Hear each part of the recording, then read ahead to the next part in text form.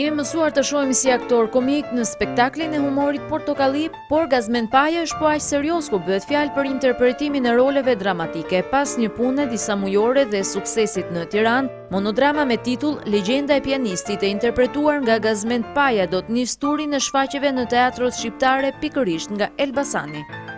Si shtatë drejtori, është mbas shumë kohësh që unë vi në Elbasan në skenë, se këtu kaloj shpesh, më pëlqen ky qytet. Është një shfaqje e mirë, për mos thënë shumë e mirë.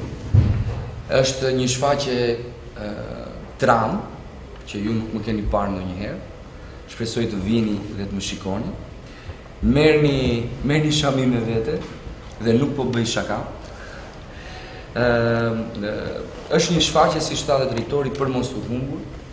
Një shfaqje serioze, një shfaqje që është punuar një kohë të gjatë, është vënë në skenat e kryeqytetit dhe menduam që ta nisim turin për Shqipëri nga qyteti i Elbasanit. Ideja është që Elbasanin e dua shumë, ju pres të diel të hënë në teatr. Legjenda e pianistit është një monodram që rrëfen jetën e një djali që lind dhe braktiset në një vapor sipër një piano. Ai u rrit në këtë anije dhe u bë një pianist shumë i talentuar duke e kaluar gjithë jetën mbi oqean. Subjekti me pak fjalë është një fëmijë i cili lind në një anije e cila bënte rrugën Europë-Amerikë në vitet 1930.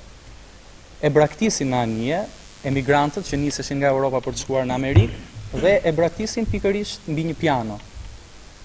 E birson një nga punonjësit e anijes dhe çuditërisht mbas disa vjetësh ky e mëson pianon në formë autodidakte dhe bëhet një nga pianistët më me famë që ekzistonin atë kohë, pavarësisht se nuk ishte zbritur kurrë nga anija, pra 900-ta që është emri i pianistit, ky emri do shpjegohet gjatë shfaqjes me fjalë sepse ky quhet 900. Lind dhe vdes përfundimisht në anije dhe nuk pranon që të zbresi prej saj, sepse ajo ishte bota e tij.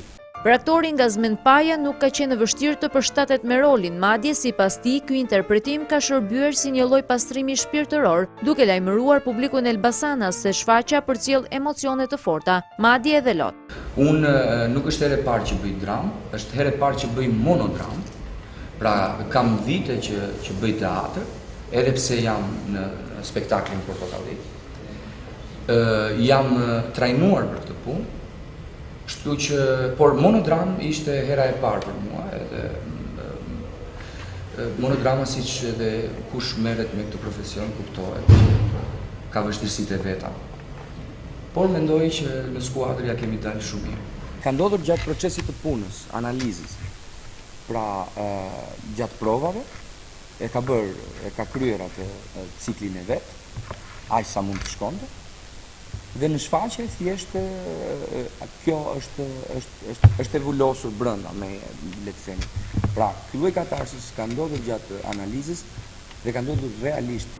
Monodrama Legjenda e pianistit do të vihet në skenën e teatrit Skampa në datën 10 dhe 11 prill në orën 19, ndërsa më pas do të udhëtojë në skena të tjera të teatrove të vendit.